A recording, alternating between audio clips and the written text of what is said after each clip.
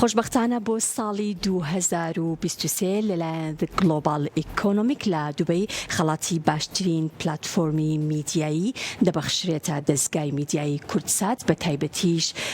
وێبسایتی کوردبین. ئەم خەڵاتە ساڵانە لە دوبەی پێشکەشەکرێت لە زۆر بواردا لە بوارەکانی وەبەرهێنان، بواری وزە، بواری تەکنەلۆژیا و زۆر بواری تردا. ئێستش پێکەوە ساتی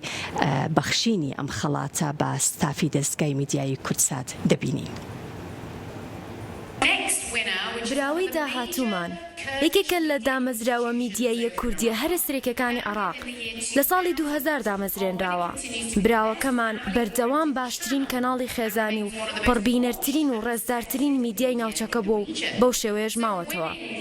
بۆیە براوەی باشترین پلاتفۆرمی VOD با بە چەپڵا پێشوازی لە دەستگای میدیایی کورتسات بکەین.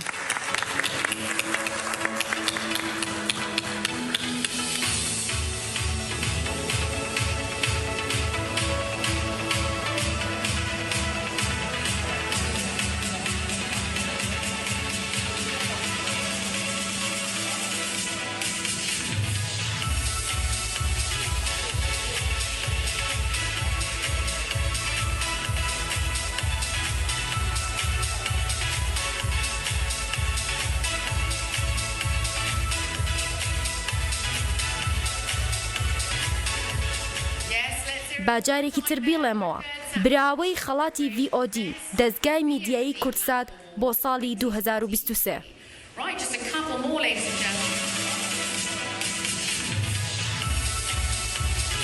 بەڵە خۆشەویستان، ئێستاش بەڕێز هاوکار ئاسۆ لێ پرسراوی بەشی ئایتی دەستگای میدیایی کورتسات لە دووبەیەوە لەگەڵ من قساکات. هاوکار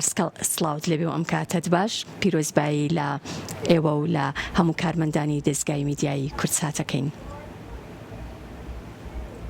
سڵاو بێ لەبێ کوردستان، بەسەر پیرۆز بێ و بەسەر کارمەندانی دەستگای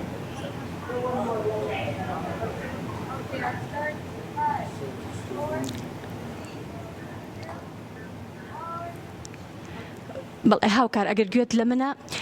لەناو ئەو هەموو پلاتفۆرمە دەستگای میدیایی کورتسات خەڵاتی باشترین بەدەست ئەهێنێ. تایبەتمەندیەکانی ئەم خەڵاتە چین و تایبەتمەندیەکانی بە تایبەتی وێبسایتی کوردبین چین تا لەناو ئەو هەموو پێگەی دەبێتە خاوەن خەڵات؟ بەڵێ سەڵتە خراپەکات دەنای من لەوە چێ بەهۆی خەرباڵقی ناوچێ و میوانی پێجار زۆری تیا دەبێت زۆر باش نییە لێرە بەزەونی تێگەشتین بە بەڕێز کە خەڵاتە بەچیدایە. بێگومان گلۆبال ئیکۆنۆمیک ساڵانە لە مەجالی تەکنۆلۆژیا، لە مەجالی IT، لە مەجالی سکیوریتی، لە مەجالی بازرگانی و بانکەکان و وەرهێنان و سەرچاوەکانی ویزە گرنگی دەدا بۆ کۆمپانیانەی کە لە تۆپان کە خزمەتێکی زۆرەکەن و گۆڕانکاریەکەکەن لە ناوچەکانی خۆیانە، چی لەسەر ئاسی وڵاتەکان، چی لەسەر ئاسی ناوچەکەش و پلیزەوەیست. خۆشبەختانە بۆ ساڵی 2023 ئەو خەڵاتە درا بە کوردبین. گرنگی خەڵاتەکە لەوایە کە لە تەواوی وڵاتە هەڵسەنگاندن دەکرێت بۆ ئەو پلاتفۆرمانەی کە وەکو کارەکەن و بەتایبەت ئەوانەی کە با بڵێ ستریم پلاتفۆرمن و باشترینیان هەڵەبژێرن. بۆ نمونە لە بانکەکان عینەن شتێت بە هەمان بە کۆمەڵێ ڕێکات هەڵسەنگاندن دەکەن بۆ باشترینی بانکەکان، بۆ باشترین وەبەرهێنەرەکان. بەم جۆرە خەڵاتی ئابووری دابەشەکرێت و گرنگێکی ئەوەیە کە ئەبێت بۆ کۆمەڵێ مەرجێت تێدا بێت بۆ ئەوەی بتوانێت بۆ خەڵاتە بەدەست بێت. زۆر باشە. تەنها ئەم وەرگرتنی ئەم خەڵاتە پەیوەستە بە ناوەڕۆک یاخۆت پەیوەندی بە تەکنیکیشەوە هەیە؟ بەڵێ بێگومان چەند پێوەرێکی بۆ وەرگرتنی خەڵاتەکە. یەکێک لەو شتانە لاینی تەکنیکیەکەیەتی کە ئایا ئەم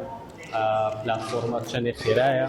و چەندێک ڤیوەری هەیە کە بۆ زۆر گرنگە کە لە ساڵی 2023 ئێمە تەنها لە یەک مانگە نزیکەی 9 ملیار کلیک لەسەر سێرڤەرەکانمان کراوە بۆ هەر مانگێک بێتمان کە ئەمە لەڕووی تەکنیکیەوانە تێژێکی زۆری هەیە و ئەبێ ئامادەکاریی زۆری بۆ بکرێت. ئاجینا هەموو سایتێک ناتوانێت ئەوە داخوازی خەڵک جواب باتەوە لە ماڵێکانی ملیان لای بەڕاستی زۆرە لە ڕووی تەکنیکیەوە لەبەرەوەی باشترینمان پێشکەش کردووە ئەمە یەکێکە لەو خاڵانی کە لە بەرچاوی داوایشی تر ئەوەیە کە ئەم پلتفۆرمی کوردین بە تەواوەتی پلتفۆرمێکی خێزانیە و هیچ خراپیانە و تەنانەتی ڤیدیۆیشی ئێمە تەنانەت دانیشی ناخێت سەر کە ئەمە شو ئاکات پلتفۆرمەکەمان زیاتر خێزان جاو بێت وەلایەنی سێمیش بریتێ لەو مادانی کە لەناو پلتفۆرمەکەیە هەیە بێگومان ئەو مادانە هەمووی مادەی هەڵبژێراون چی ئەو درامانی کە دۆڕکراون لای ئێمە هەمووی پێشتر بە شتەی تایبەت کراوە بە خۆتان دەزانن هەڵسەنگاندنی بۆ دەکرێت و هەر شتێک دەستە و هەر درامایەک لەگەڵ دابوونەری کوردەواری خۆماندا نەبووجێ لە کوساتەوە پەخش ناکرێت و ئەگەر درامایەکیشمان پەخش کرد کۆمەڵێ شتێکی تیا بێت دووبارەکە لەگەڵ خێزانی کوردیا نەبووجێ جارێکی تر ئەمە هەمی تەماشا ئەکرێتەوانێ ئەو پاڵتانی لێ دەرەهێنرێ بۆیە بە تەواوەتی لە ڕووی ناوەڕۆکەوانێک کوردبین ناوەندێکی پارێزراوە بۆ هەر کەسێکە تەماشایەکە لایەنێکی تری ئەوەیە کە هیچ کۆستێک نییە واتە کوردبین مقابل بە پارە ئەم پلتفۆرمە نافرۆشێتەوە بە هاوڵاتیانی خۆی وەکەوەی بینین بۆ نمونە لە زۆربەی پلتفۆرمەکانی ترە کۆمپانیەکانی تر بە هەمان شێوەی ئێمە ڤیدیۆ ستریمینگیان هەیە بەڵام ئیجبارت دەکەن بە تەماشاکردنی بەتلان پارە وەربگرن یاخود ئەبێ ئیشتراکی ماگانە بکەین خۆشبەختانە کوردبین لەمەشە قورسات با بڵێین وەکەمیشە لە پێشە هەر شتێک بۆ بینەر گرنگ بێ لە پێشا بیرەوە زۆر باشە ئەمە پەیوەندی بە ڤیۆرەوە هەیە واتە ڕێژەی ئەو بینەرانەی کە سەیری ئەم وێبسایتاکەن بە تایبەتی یاخود پلتفۆرمەکانی تری دەستگای میدیای کورسات ئەگەر پرسیارەکە دووبارەکەیتەوە سەڵ باشی نەگەشتن وەرگرتنی ئەم خەڵاتە یاخود بەخشینی ئەم خەڵاتە هیچ پەیوەندیەکی بە ڕێژەی بینەرانەوە هەیە هیچ پەیوەندیەکی بە ڤیۆرەوە هەیە بەڵێ بێگومان وەکو پێشتر ئاماژەم بێە ئێمە لە هەر مانگێکی ساڵی 2023 بۆ هەر مانگێک بە نزیکەی 500 میلیۆن بۆ 600 میلیۆن کلیک لە سێرڤەرەکەمان کراوە ئەمەش لە ڕانکینی عێراقی بێتە تۆپ-10ەوە بێگومان ئەمە یەکەم هەنگاوەکەوە ئەکات وێبسایتەکەی تۆ بکەوێتە پێشچاوی ئەو کۆمپانیانە بچێتە پێشچاوی خەڵکی تر تاوەکو نەکەر ئەو ڕێژێ و ڕێژەی بۆ ساڵی 2023 بووە ئەگەر باسی ساڵی 2024 بۆ بکەم زیاتر لە 200,000 کلیک مانگانە لەسەر کوردبین زیاد ئەکا بە بەردەوامی واتە ڕێژەکە بەرەو نزیکی ملیارێک کلیک بووە لە سێرڤەرەکە زۆر باشە هیچ کۆمپانیایەکی تری کوردستان یاخود کوردی بەشدارن؟ بەڵێ ئەوەی جێگای خۆشحاڵی بوو کۆمپانیایەکی تری کوردیش لێرە بەشدار بوو کە کۆمپانیاکە لە مەجای ئایتی و سکیوریتیا کارەکەن و لە مەجای دیتابەیسا کارەکەن ئەتوانم بڵێم لەسەر ئاستی عێراق سلێمانی دوو خەڵاتی وەرگرتووە دانیشیان دەستگای میدیایی کورساتە دانیشی کۆمپانیایەکە لە ڕێگەی کۆمەڵێک گەنجی بە ئەزمونن کە لە مەجای ئایتی و سکیوریتی و داتابەیسا کارەکەن زۆر باشە هەڵبژاردننی کورسات بۆ باشترینی عێراق چۆن تیمی کەناڵی کورسات زیاتر هانەدات و چۆن هانی ئێوە ئەدات بە تایبەتی تا زیاتر خزمەت بکەن بەڵێ دەگومان وەرگرتنیم خەڵاتە بۆ ئێمە گرێتەوە بە دەستگای میدیایی ئەمە لە بەردەمانە هەیە لە ساڵی 2024 کۆمەڵێک گۆڕانکاری بەسەر پلتفۆرمەکانمان ئەدێنین یەکێک لەوانە کوردبینە ئەویش زیادکردنی زمانی بیانیە بۆ سەرڤەرەکانمان واتە ئێمە دەتوانین یەک کاتە بۆ سەر هەر ڤیدیۆیەک نزیکی 20 بۆ 25 زمانی تری بیانی ئیسافە بکەین ئەمە یەکێکە لەو شتانەی وەکو مدەتی کورتەیەکەم خەم بوو بەڕاستی ئەگەر تەماشای درامای تورکی و فارسی و عەرەبی بکەی بە تەواوەتی ئەوان خۆیان سەلماندوونە ناوچەکەیە و ئەوان بەردەوام کەلتوری میلەتەکەی خۆیان زمانی خۆیان گۆرانی خۆیان هەر شتێکە خۆیان بیانەوە لە ڕێی دراماکانەوانێ ئەیبەخشن بە دراوسەکانیان ئەیبەخشن بە میلەتانی تر میلەتی کورد بەداخەوە ئێمە نەماتوانیوە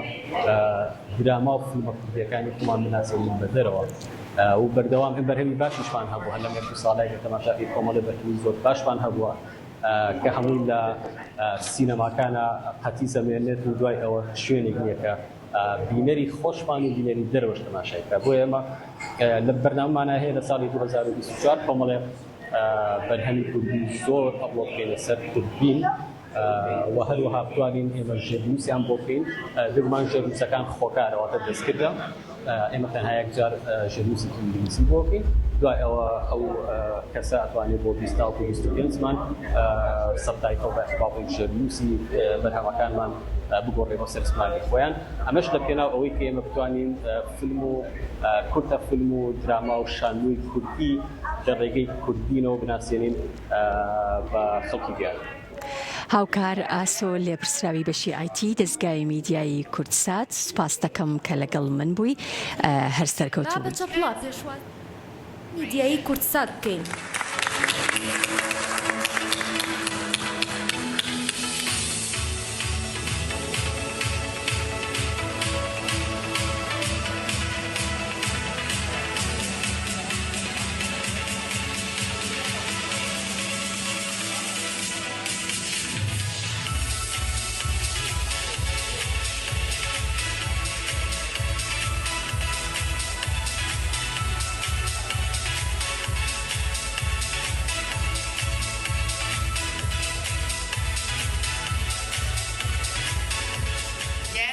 باجارێکی تر بیڵێمەوە براوەی خەڵاتی VOD دەستگای میدیایی کوردسات بۆ ساڵی 2023.